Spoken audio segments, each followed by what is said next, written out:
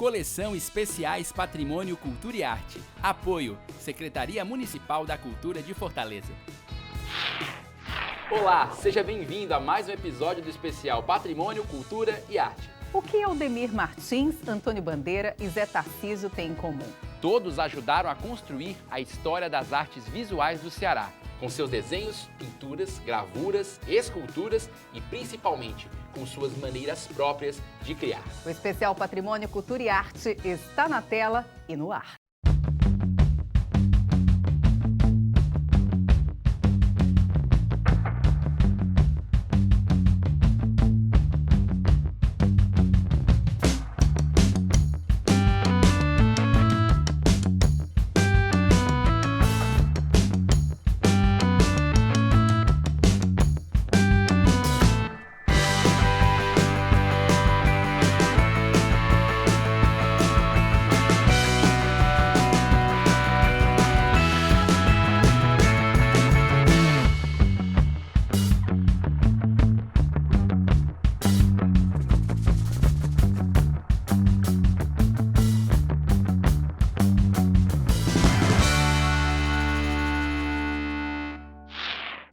É quase impossível falar das artes visuais no Ceará e não falar da Sociedade Cearense de Artes Plásticas, fundada em 1944. A SCAP tinha entre seus membros fundadores dois grandes cearenses, Aldemir Martins e Antônio Bandeira.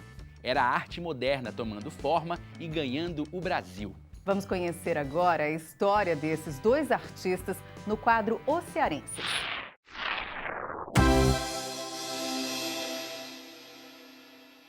O Aldemir Martins, ele foi um nome importante para o mercado de artes do Ceará, porque ele lançou a visão do Brasil e do mundo para o Ceará. Ele foi um cara que saiu daqui e fez sucesso em São Paulo, em Veneza, e que sempre com uma temática bem nordestina, sempre com os desenhos dos cangaceiros, das rendeiras, das frutas nordestinas, da flora nordestina. E inaugurou para o mercado, eu acho que essa temática nossa. E é importante porque ele já muito jovem, já se estabeleceu na carreira e ganhou notoriedade. As obras deles ganharam valor artístico, né, de mercado também. E junto com ele vieram escola de outros artistas, né, que também seguiram seus passos, né? O Aldemir Martins fundou a SCAP junto com Antônio Bandeira, mas Antônio Bandeira fez mais sucesso na Europa, enquanto o Aldemir Martins ele fez uma carreira realmente nacional e sempre com os olhos no Ceará. Acho que o mérito está aí. Os artistas cearenses hoje conseguem um pouco mais de notoriedade, um pouco mais de valor no mercado, devido ao que o Aldemir Martins conseguiu trilhar naquela época. O Aldemir Martins trabalha as temáticas nordestinas e deixou elas impregnadas no imaginário popular. Ele pintou o sol do Nordeste, deixou ele famoso na abertura da novela Gabriela. Ele conseguiu pintar os cangaceiros, as frutas, as flores do Nordeste, num alegre colorido que quando você pensa no cangaceiro, quando você pensa nas praias nordestinas, nas paisagens, a imagem da obra do Aldemir Martins vem à nossa cabeça.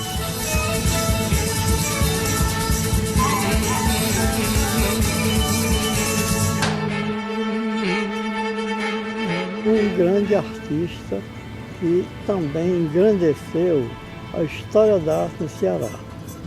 Vindo lá do interior do Ceará, lá de Ingazeiras.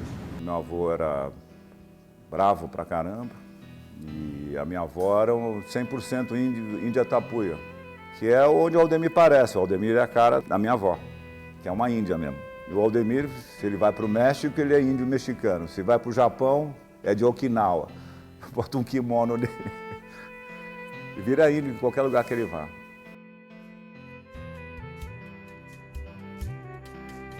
Por força da mudança do pai, com a família, se estabeleceram aqui em Guaiúba, depois passaram para Pacatuba, onde o Aldemir completou a infância dele. E era um menino comum, não é? que desenhava nas calçadas da estação ferroviária, com cacos de telha e pedaços de tijolo.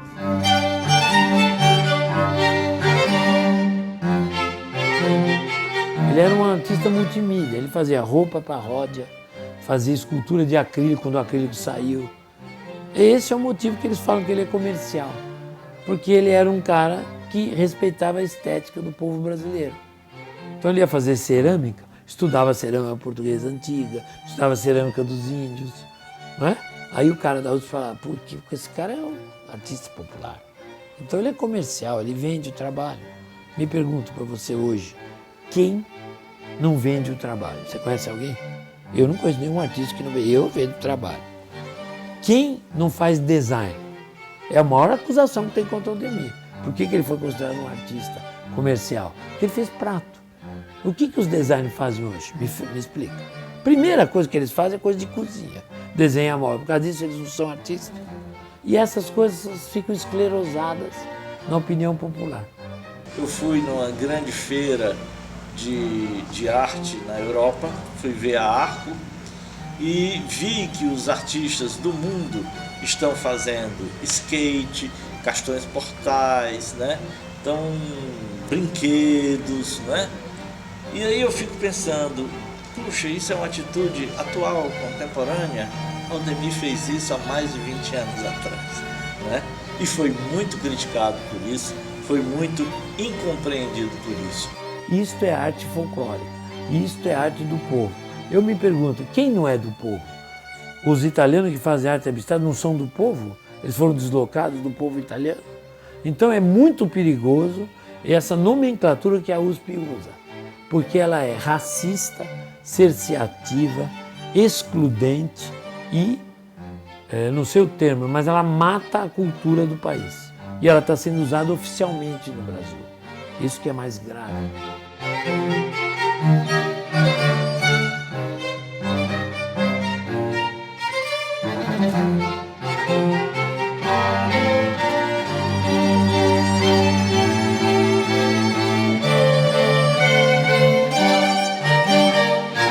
Chegou a esse nível, não foi com brincadeira, foi com trabalho, foi com empenho, né?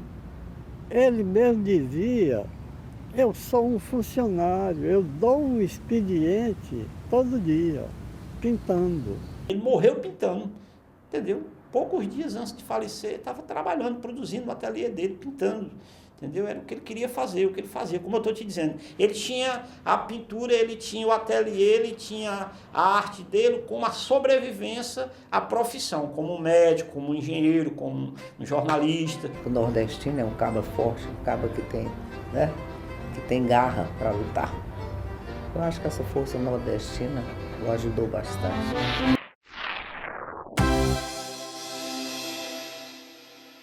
Antes do Antônio Bandeira chegar em Fortaleza para inaugurar o Museu de Arte da Universidade do Ceará, já corria na Vila Diogo, onde eu nasci e fui criado, que o filho do seu Sabino Bandeira ia chegar e que era um artista importante. Eu, amigo do Armando, o irmão mais novo do Bandeira, procurei e quis saber mais. Cheguei ao Antônio Bandeira pelo Armando e o Antônio Bandeira disse, ele é artista. E o Antônio Bandeira riu. Como eu desenhava nas calçadas e essa coisa toda, era um artista. Assim. Ele disse para mim, com aquela voz rouca, grave, disse, procure um centro maior, vá competir, leve essas coisas, vá. Eu sei que vai ter saudade daqui. Um dia você vai voltar como eu também vou. Isso me foi o suficiente. O Antônio Bandeira é um artista de ponta, é um artista de um reconhecimento internacional.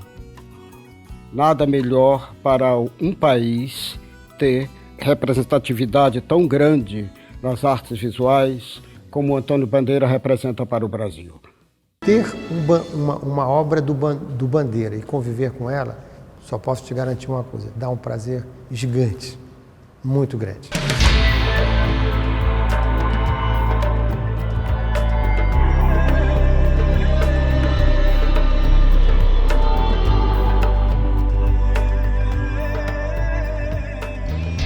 A família do Bandeira era uma família trabalhadora, de classe média, mas bem situada profissionalmente. O vovô era um homem muito conservado, muito dedicado à família, foi adquirindo recursos e realmente conseguiu ter seu padrão de vida bem. Vovô tinha fazenda, vovô tinha gado, vovô tinha casas. Na época tinha uma fundição e eram vários irmãos. E o Bandeira não era o único que não trabalhava na fundição, era o que estava sempre pintando, estava sempre desenhando, estava com seus amigos fazendo trabalhos, riscava calçadas com carvão. Ele não aceitava ir para a fundição, ele apenas ia para contemplar o trabalho do vovô, a mistura do fogo, aquele fogo derretendo, né? Então os irmãos reclamavam, agora a gente dando duro e ele não vem. E um dia o vovô chamou, você não vai ser vagabundo, você tem que trabalhar. Ele disse, papai, não se preocupe, o senhor vai um dia ver o seu filho conhecido internacionalmente. O Bandeira se inspirou muito nas fagulhas, na fundição do meu avô. Ele desenhava, tem desenhos dele, ele desenhando fotos de desenhos dele dentro da fundição, desenhando, vendo os trabalhadores, aqueles trabalhadores do meu avô, fazendo os cadinhos de ferro, fundindo ferro, bronze. Ele é autodidata, então era dele mesmo. Ele desenhava nas paredes da casa da vovó, desenhava onde chegava. Se ele parasse... Sempre teve com ele aquela vontade de pintar, né, de criar, de querer produzir. E é algo nato que vem de dentro da pessoa, né, de pintar. Ele gostava muito de ler. Então, como naquela época os mendigos, né, passavam pedindo esmola, e ele, para não estar se levantando, a vovó tinha fazenda e vinha aquelas cuias, chamada cuia, cabaça, né? Ele enchia de farinha de rapadura. Então, ele sentado ali mesmo, lendo, desenhando, quando passava um pedindo uma esmola, ele pegava a vasilhazinha, tirava, já botava no saco. Antigamente pedia esmola assim, no saco. Ele colocava a farinha, dava rapadura, era banana. A vovó já sabia que tinha que preparar aquilo ali porque ele não passava uma pessoa que pedisse esmola que ele não desse esmola. Porque ele nunca foi menino de brigar. Ele era muito amigo mesmo. Ele era desse de tirar a camisa para dar para vestir quem tivesse sem camisa. Quando ele era pequeno, ele fazia alguma malcriação, alguma coisa, o vovô sempre dava umas palmadas e ele disse que hoje eu agradeço as palmadas que meu pai me deu, né? Mas ele estava muito com a vovó, ele gostava de beijar, de abraçar, tirar ela do canto, botar no outro. É um artista multicultural, né? Durante toda a sua vida ele pesquisou técnicas e materiais e para mim o mais extraordinário é que ele sai do Brasil figurativo e volta abstrato. Alguns dá para entender, mas a maioria da família não entende não. A abstração do Bandeira, ela não era só puramente abstração. Era uma abstração carregada de um extremo contato pessoal, sobretudo com a arte figurativa. Ele conseguia fazer uma abstração figurativa. Em 65 ele pinta um quadro abstrato, que são simplesmente 3 jangadas. Quer dizer, então a figura estava muito enraizada dentro da sua produção. Se o Bandeira não morre prematuramente, por um terrível, infeliz acidente, em 67, seria um dos pintores abstratos mais importantes do mundo. Por quê? Ele estava extremamente conectado com a Europa. Ele ia fazer uma exposição nos Estados Unidos. Os Estados Unidos, nessa época, estava começando a reconhecer Pollock. Imagina o público americano em contato com a arte abstrata do Bandeira. E o que ele produzia em 67 já era completamente diferente do que ele fazia anos anteriores. Quer dizer, então ele estava em franca produção, em franca modificação.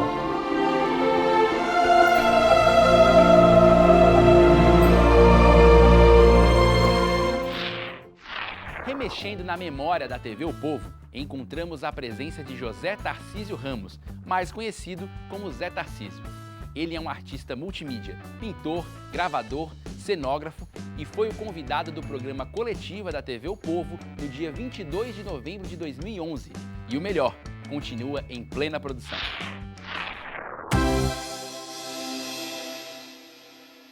O nosso entrevistado de hoje é o pintor, escultor, fotógrafo, professor de artes plásticas, colecionador, ecologista, ator, ex-radialista e dono de restaurante Zé Tarcísio.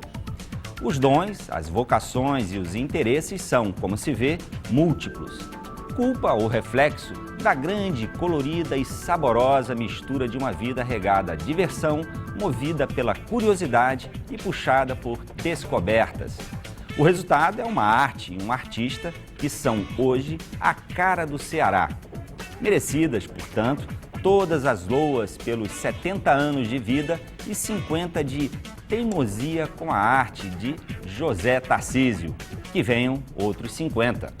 E para entrevistar o homenageado do Manifesta Festival das Artes, convidamos os jornalistas André Bloch, repórter do Núcleo de Cultura e Entretenimento do jornal O Povo, e Gigi Borges, produtora da TV O Povo e conselheira fiscal do sobrado José Lourenço.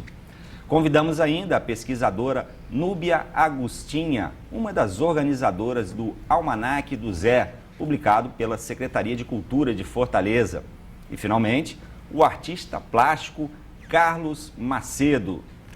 Zé, muito bem-vindo, obrigado pela sua presença. Parabéns por todas as homenagens, pelo aniversário, 70 anos completados esse ano, em abril, não é isso? Foi em fevereiro. Fevereiro, desculpe. Em fevereiro, 70 anos comemorados em fevereiro. Zé, como é que você limita, restringe, define a sua produção artística? Bom, a partir de 61, quando eu fui para o Rio de Janeiro, já decidido para ter como profissão a arte. Daí eu já não sabia o que era a vida e o que era a arte. Então misturei sempre.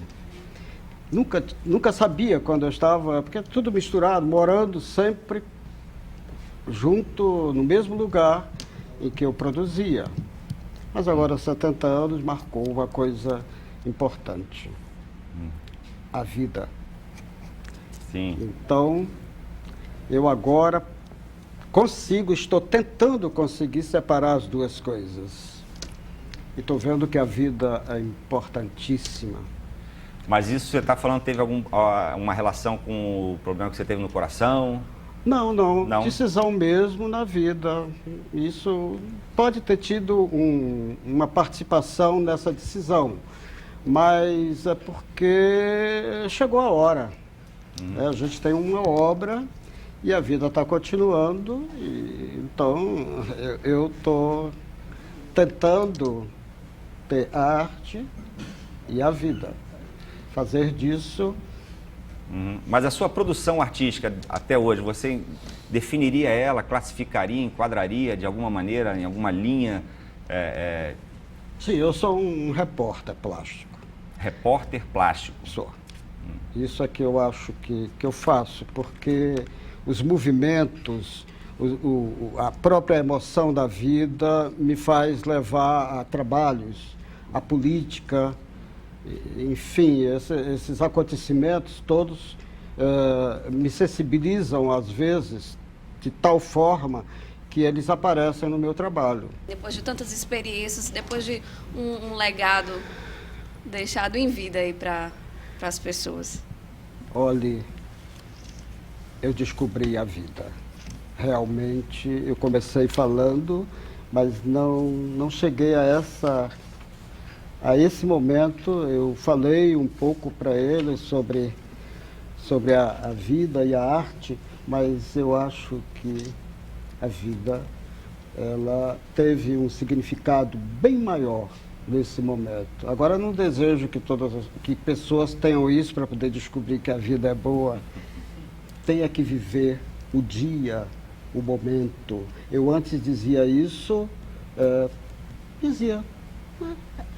eu vivo o momento, mas descobri que não vivia, não valorizava o momento. Às vezes ficava muito preso no passado, às vezes ficava viajando muito no futuro e o momento, mas o importante é o momento. Zé, estamos chegando ao fim do programa, queria te dar aí um minuto para você fazer uma avaliação final, dar um recado, um convite, cantar uma música ou desenhar, o que você quiser dar o seu recado final. Olha, cantar, a vida não me foi, eu não tenho voz para cantar, mas foi uma oportunidade muito grande estar aqui nesse programa. Muito obrigado a vocês que estiveram aqui e que houve essa sabatina, isso é interessante. A minha emoção chega a ferver aqui dentro, mas eu queria mandar um recado para a prefeita. Por favor. Luiziane, a peteca está na sua mão. Bota esse almanaque na escola. Proporciona isso ao jovem de Fortaleza. Muito obrigado. Mas faça isso, por favor. Hoje conhecemos as cores, formas e traços das artes visuais do Ceará. Torcemos para que a cada nova geração outros nomes continuem atraindo e embelezando os nossos olhares. No próximo programa, saem as imagens e entram as letras. Um programa especial sobre nossa literatura. Está imperdível. Até o próximo especial Patrimônio, Cultura e Arte.